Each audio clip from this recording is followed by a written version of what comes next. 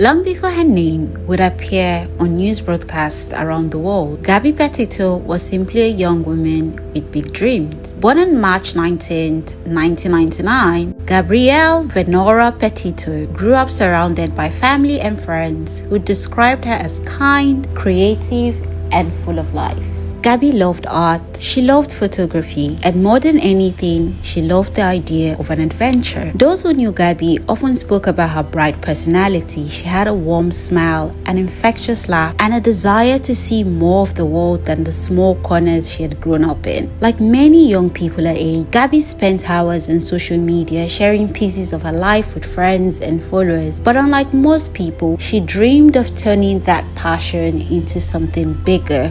She wanted to travel, she wanted to create, and she wanted to tell stories. As she entered adulthood, Gabby became increasingly fascinated by the growing community of travel influencers documenting their lives online. The idea of waking up in a new place every week, exploring mountains, desert, forests, and small towns across America. To Gabby, it wasn't just about taking beautiful photographs. It was about freedom. It was about escaping the routine and building a life that felt meaningful. Friends later recalled that she often talked about her future with excitement. She wasn't interested in following a traditional path. No, Gabby wanted real-life experiences. She wanted memories, and she wanted a life that felt like an adventure every single day. And eventually, she believed she had found someone who wanted the same things. A man by the name Brian Laundrie. At first, they appeared to have a lot in common. Both loved nature, both enjoyed hiking, both dreamed of living differently from everyone else. The relationship moved quickly, and before long, the couple became inseparable. To outsiders, they seemed like two young people deeply in love and eager to explore the world together. But while their story appeared picture perfect on the surface, there were parts of the relationship that very few people could see. Parts that would only come to light much later. Before Brian Laundrie became the center of one of America's most talked about criminal investigations, he was just another young man living a relatively ordinary life. Brian Christopher Laundrie was born on November 18, 1997, and spent much of his life in New York before his family later moved to Northport, Florida. Friends described him as quiet, reserved, and someone who preferred nature over busy city life. Unlike Gabby, who loved documenting moments and connecting with people online, Brian wasn't particularly interested in social media. He enjoyed hiking, camping, reading, drawing, and spending long periods of time outdoors. He often spoke about just living simply and distancing himself from what he saw as the pressures of modern day society. In 2021, Gabby and Brian made a decision that would change both of their lives forever. They would leave everything behind, pack up their belongings into a white Ford Transit van, and set off on a cross-country journey across America. It was supposed to be the adventure of a lifetime. Before now, Gabby often shared photographs that captured the beauty of her different journeys across America. Gabby loved creating content, but now she wasn't just traveling. Now she was trying to build a brand, a future. She even launched a YouTube channel called Nomadic Static, where she hoped to document their travels across America. The videos were not polished, there weren't millions of subscribers, but Gabby didn't seem to mind. She genuinely believed that one day people would follow her adventures from all over the world. Brian appeared supportive of that dream. He often appeared beside her in photographs, helping with the van, cooking meals outdoors, and posing for pictures that made them look deeply connected. But behind those carefully edited posts, cracks had already begun to form. Living inside a van sounds romantic until it becomes your entire world. There's no separate bedroom, there's no quiet space to cool down. Every disagreement follows you, and every bad mood lingers. Friends would later say that the relationship started becoming really intense. There were moments of affection and then moments of conflict. Some noticed that Brian Brian became very controlling, and others recalled that Gabby became increasingly anxious. But like most couples, they kept most of their struggles private because that's what social media often encourages. People post the sunsets, not the arguments, the smiles, not the tears. As weeks passed, Gabby and Brian continued traveling through some of America's most beautiful national parks. The couple traveled through Kansas, where endless highways just stretched towards the horizon. And from there, they crossed into Colorado, surrounded by mountains and alpine lakes. And in Colorado, they explored small towns, they stopped at scenic viewpoints, and spent most nights under the stars. And from there, they made their way into Utah, home to some of America's most spectacular landscapes. To Gabby, every place felt magical. She photographed almost everything: morning coffee beside the van, sunsets over the desert, wildflowers just growing along hiking trails, moments that look really effortless. Gabby spent hours thinking about camera angles, editing photographs, writing captions, and just imagining how people would want to view the world through her eyes. Now, at first glance, they both look like the perfect travel couples, okay? Brian didn't always share that enthusiasm with Gabby. While Gabby carefully arranged photos and edited videos, Brian seemed more interested in simply just experiencing nature without documenting every moment. Their personalities began pulling in different directions, and what started as small disagreements over schedules and photography or where to camp just slowly became more frequent. The excitement that filled those first weeks of the journey was now beginning to fade. None of the difficult part was visible to the thousands of people following the adventure online. You see, Instagram showed the smiles, the sunsets, the laughter, the mountain peaks, but it didn't show the silence. It didn't show the tears or the emotional distance that was slowly just growing between them. As they continued traveling through Utah, those hidden struggles would soon spill into public view. On August 12th, 2021, a concerned witness dialed 911 after reporting what appeared to be a domestic dispute involving a young couple outside a white van. Within minutes, police officers in Moab were on their way. None of them could have imagined that this routine traffic stop would later become one of the most closely examined pieces of evidence in modern true crime history. August 12th started like every other normal day. Gabby and Brian had spent the morning exploring a national park near Moab, Utah. They looked like any other young couple just enjoying a cross-country adventure, but somewhere along the way, something had gone terribly wrong. Earlier that afternoon, a concerned witness dialed 911. The caller reported seeing a man slapping a young woman outside a white van. According to the dispatcher, the witness said the couple had been arguing before the man appeared to strike the woman and then drive away. It was enough for officers from the Moab Police Department to begin searching for the vehicle.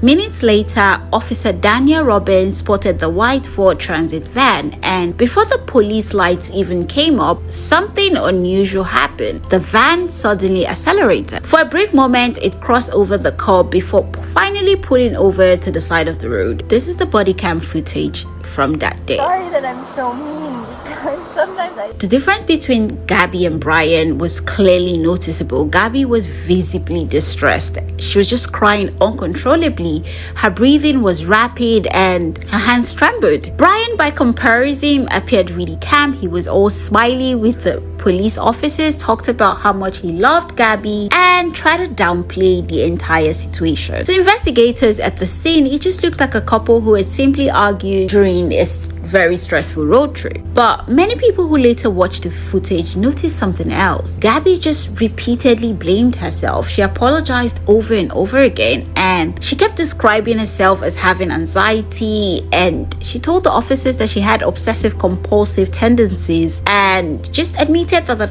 pressure of traveling had just become really overwhelming. Even so, after speaking with both of them separately, officers concluded that they didn't have enough evidence to charge Brian with domestic assault. Instead, they treated the incident as a mental health crisis involving Gabby. To avoid further conflict, police decided to separate the couple for the night. Brian was taken to a nearby hotel arranged through a local domestic violence outreach program, while Gabby remained with the van. But before they left, the officers offered advice. They encouraged the couple to spend time apart, to just relax and be away from each other for a while. If only they had taken that advice. The very next morning, Gabby and Brian got back together and decided to continue their journey. And so the couple continued like nothing happened the previous day. Family members started noticing that communication with Gabby had become less consistent. Some messages just seemed unusual and others sounded very unlike the Gabby that they knew. Whether those changes reflected stress or poor phone reception or something even more sinister, that would later become the subject of intense speculation. Meanwhile, Brian's behavior would also attract attention. On August 17th, just days after the traffic stop, Brian flew back to Florida. According to his family, the trip was to help empty a storage unit and save money, while Gabby remained behind in Utah. For nearly a week, Gabby was alone, and this is a detail that many people just find unusual. Why interrupt a cross-country road trip to fly across the country? Why leave Gabby behind? When Brian returned to Wyoming several days later, the couple just resumed traveling together. They continued traveling north, eventually arriving in Grand Teton National Park in Wyoming. The park was just breathtaking, and it was just miles of untouched wilderness. It was exactly the kind of place that Gabby had dreamed of visiting, and she continued taking photographs and she continued uploading pictures on Instagram. On August 25th, 2021, Gabby Petito made her last post on Instagram. It featured several photos of her smiling in front of a butterfly mural in Ogden, Utah, while holding a small crocheted pumpkin. The caption simply read, "Happy Halloween." Then came one of the final confirmed sightings of Gabby alive. On August 25th, witnesses at a restaurant in Jackson, Wyoming reported seeing the couple involved in what appeared to be another heated argument. Employees later described Brian as very angry and frustrated, and according to witness accounts, he even argued with restaurant staff before leaving. Gabby also appeared really upset, but the couple eventually left together. At that time, it just looked like another disagreement that was just witnessed by strangers. No one imagined that this would become one of the last public sightings of Gabby Petito. By the end of August 2021, something had changed. The woman who had spent weeks documenting nearly every step of her journey had suddenly gone quiet. To strangers, it really didn't seem unusual, but to Gabby's family, the silence felt different. They were used to hearing from her. A quick phone call, a FaceTime, a text message, something, anything. Instead, communication became increasingly inconsistent. Then came a series of text messages that immediately raised concern. One message sent to Gabby's mother referred to her grandfather by his first name. It might not sound unusual, except Gabby had never called him by his first name. She always used the affectionate nickname she had known since childhood. The message just felt strange and wrong, almost as if someone else had written it. Her family just couldn't shake the feeling that something was just really wrong. On August 29th, a woman named Miranda Baker told investigators that she had picked up Brian while hitchhiking near the Grand Teton National Park. According to Miranda, Brian claimed that he had been camping alone for several days while his girlfriend stayed back at their van. He reportedly offered her $200 for a short ride. During the journey, Brian appeared really nervous, and when Baker mentioned that she was driving towards Jackson, he suddenly became really agitated. He asked to be let out of the vehicle almost immediately, and she just found the entire encounter really strange. At the time, she had no idea that she had just given a ride to the man who would soon become the focus of a nationwide investigation. On September 1st, 2021, something happened that was shocked everyone. Brian Laundrie arrived back at his parents' home in Northport, Florida. He was driving Gabby's white Ford Transit van, the same vehicle he and Gabby had left in together just weeks earlier. But this time, Gabby wasn't with him. He had traveled more than 2,300 miles across the country alone. He did not report Gabby missing. He didn't try to contact her family. He offered no explanation as to why he had returned without the woman he claimed to love. For 10 long days, Gabby's family had no idea where she was, only that the man she had been traveling with had returned home without her. By the first week of September, Gabby's family could no longer ignore the silence. For days, they had tried calling, texting, just reaching out to Brian and even contacting his parents, but no one was giving anyone any answers. No one told them where Gabby was. No one told them if she was even safe to begin with. As the days passed, panic quickly turned into desperation, and on September 11th, after nearly 2 weeks without hearing from their daughter, Gabby's family officially reported her missing to the police in Suffolk County, New York. Investigators immediately noticed something unusual. Brian Laundrie, the last person known to have been traveling with Gabby, had already returned to Florida 10 days earlier. He was living comfortably at his parents', he had the van, he had returned without Gabby, yet he had never reported her missing. And when police attempted to question him, Brian refused to speak. Instead, his family released a statement through their attorney advising Brian not to cooperate with investigators. Legally, he had the right to remain silent, but in the court of public opinion, that silence spoke volumes. Across America, this story became a nationwide blockbuster. Everybody started asking the same question. If Gabby was missing, why wasn't Brian helping to find her? Within days, Gabby's story had exploded across social media, and the hashtag #FindGabby started spreading rapidly across Instagram, TikTok, Facebook, and Twitter. Millions of people shared her photograph. True crime sleuths began analyzing every available clue, and former investigators started offering theories. Gabby's investigation became one of the largest online investigations that the world had ever seen. And then a crucial breakthrough came from a really unexpected source. A young couple traveling through the Grand Teton National Park had been documenting their own road trip, just like Gabby and Brian. They were filming their adventures from inside a camper van. After hearing about Gabby's disappearance, they reviewed footage they had recorded weeks earlier, and there it was, packed quietly along a remote dirt road. Gabby and Brian's white Ford Transit van. The footage had been captured on August 27th, around the same time Gabby was believed to have disappeared. Investigators immediately focused their search on that area. Search teams, FBI, helicopters, drones, horseback unit, K9 teams. For days, they searched and searched and searched. And then on September 19th, 2021, search teams made a very devastating discovery. In a remote area of Spread Creek dispersed camping area near the Grand Teton National Park, human remains were found. And those remains belonged to 22-year-old Gabby Petito. The young woman who had set out to chase her dream of traveling across America would never return home. An autopsy would later determine that Gabby had died by manual strangulation, and the medical examiner ruled her death as a homicide. The search for Gabby was over, but another search was only just beginning, because the man believed to have been with her in her final moments had now disappeared. Gabby's parents on numerous occasions tried to reach out to the Laundries. First, they tried to reach out to Brian, and when he wouldn't take their calls, they then proceeded to reach out to the parent. But the entire Laundrie family were unusually quiet. Calls went unanswered and text messages were never responded to. For Gabby's parents, the heartbreak only deepened. This wasn't about assigning blame, at least not yet. All they wanted to know was what happened to Gabby. How did she end up in that condition? But the Laundries retained an attorney and kept silent, and Brian remained indoors at his parents' home. The country watched in disbelief.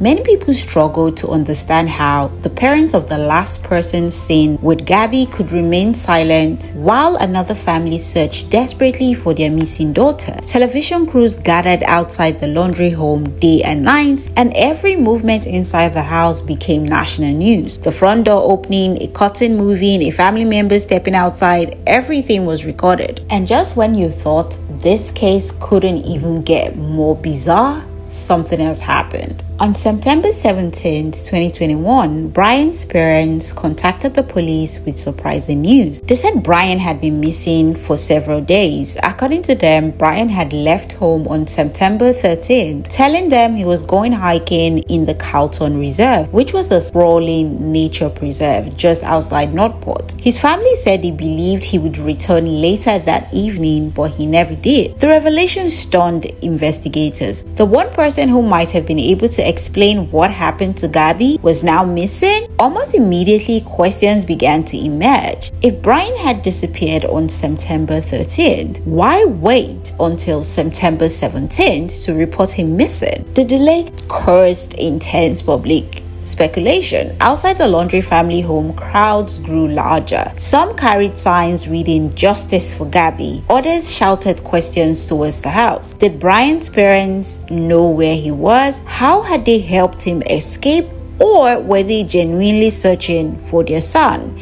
The Laundries, had they helped him escape, or were they genuinely searching for their son? The Laundries insisted he had no idea where Brian had gone. Then another detail caught the public's attention. According to Brian's parents, they had gone to the Carlton Reserve shortly after he disappeared and found his Mustang parked near one of the trails. Concerned that the vehicle might be towed because of the flooding in the area, they drove it back home. For many watching the case, that explanation only raised more questions. If they believed Brian was still somewhere inside the reserve, why remove his car? How was he gonna get home without his Mustang? Investigators continued following every lead. The public continued debating every detail, and soon the search for Brian Laundrie became one of the largest manhunts in recent American history. The FBI joined local law enforcement agencies, helicopters scanned the reserve from above, drones searched areas too dangerous to enter, tracking dogs combed through muddy trails. I'm talking, they brought out the entire bag of tricks to find this man. For weeks, thousands of acres of the Carlton Reserve were searched. The terrain was unforgiving, so it made it really difficult for police officers to get into some certain areas, and the search had to be delayed for a few days. The swamps were filled with snakes and alligators, and investigators described it as one of the most difficult search environments imaginable. On October 20th, 2021, the water levels had finally receded enough for investigators to search areas that had previously been underwater. And that morning, Brian's parents, Chris and Roberta Laundrie, also joined the search alongside law enforcement. Now, according to authorities, Chris Laundrie suggested checking a trail that Brian was known to frequent. And remarkably, within a relatively short time of beginning the search, Chris discovered a dry bag near the trail. Nearby, investigators located a backpack and then human skeletal remains. The discoveries were made within the same general area, and to many people following the case, the timing seemed a little extraordinary. After weeks of exhaustive searches by the FBI, police, drones, helicopters, and the rest, Brian's parents had helped lead investigators to the area where his belongings and remains were found shortly after the search resumed. This discovery immediately fueled public speculation. Some questioned how the area had been missed during previous searches, while others wondered whether Brian's parents had known more than they had publicly admitted. Law enforcement, however, offered a different explanation. Forensic experts transported the remains for examination, and shortly afterward, dental records confirmed the remains belonged to Brian Laundrie. The medical examiner later concluded that Brian had died from a self-inflicted gunshot wound to the head. His death was ruled a suicide. With Brian's death, any possibility of a criminal trial disappeared forever. The only other person believed to know exactly what happened to Gabby was gone. Now, among the items recovered near Brian's remains, one object immediately captured investigators' attention: a notebook. It had been inside a dry bag alongside several of Brian's personal belongings. Weeks of flooding had damaged many of the pages, but forensic specialists were able to examine and preserve what remained. People across the country waited. Many believed the notebook might finally answer the question everyone had been asking. Then on January 21st, 2022, the FBI announced its findings. According to investigators, Brian had written that he was responsible for Gabby's death. In the handwritten pages, Brian claimed Gabby had suffered a serious injury after falling near a stream. He wrote that she was in unbearable pain and that he ended her life because he believed it was an act of mercy. He described carrying her body and said he intended to take responsibility for what had happened. But investigators made an important distinction. The notebook reflected Brian's own account of events. It could not be independently verified. What could be verified was the medical evidence. Gabby's autopsy concluded that she died from manual strangulation. The manner of death was ruled a homicide. The injuries described in Brian's notebook were not established by the autopsy findings, and investigators did not publicly confirm the version of events he described. For Gabby's family, the notebook was difficult to read. It acknowledged responsibility, but it did not erase the pain, nor did it answer every question surrounding Gabby's final hours. It's strange when you look back at Gabby's story now. It's easy to think the warning signs were obvious. But that's the thing about abusive relationships. They're rarely obvious while you're living through them. To the rest of the world, Gabby and Brian looked like the perfect couple. They're traveling across America, taking beautiful photographs and posting smiling selfies, living a life that so many wished they had. But behind those photos, their reality was very different. After Gabby's death, millions of people watched the police body camera footage from Utah. Again and again and again, people couldn't stop asking themselves the same questions. What if someone had recognized what was really happening? Could Gabby have been saved? Sadly, those are questions we'll probably never really be able to answer. What do we know? But what we do know is that Gabby's story started conversations that needed to happen. About domestic violence, about emotional abuse, about the warning signs we sometimes dismiss because they don't leave bruises people can see. Well, in Gabby's case, they even did leave bruises, but it was dismissed. Just like every other story. Her family refused to let Gabby's name become just another headline. Instead, they created the GABBY Petito Foundation, hoping that by sharing her story, they might help save someone else's. And maybe that's the most important part of all of this. Gabby wanted to inspire people to explore the world. She probably never imagined that her story would inspire something even bigger. The courage for people to speak up, to ask for help, and to leave a relationship that just doesn't feel safe. Because no matter how perfect a relationship looks online, you never really know what's happening once the camera is turned on. And what makes Gabby's story so heartbreaking is that it didn't begin with violence. It began with love, or at least what looked like love. A young couple chasing sunsets across America, sharing smiles, making plans for the future, building a life that to everyone watching online seemed almost perfect. But somewhere along the way, that dream quietly became a nightmare. A nightmare that ended in the loss of 2 young lives. A daughter who never made it home, a couple who never got married, and a family left searching for answers they may never fully have. Today, Gabby's story is remembered because it reminds us that appearances can be deceiving. The happiest photos don't always tell the happiest stories. Sometimes the people who need help the most are the ones smiling for the camera. And perhaps that's the greatest tragedy of all. Not that millions of people now know Gabby's name, but that no one knew she needed saving until it was too late. This is the monster under the bed.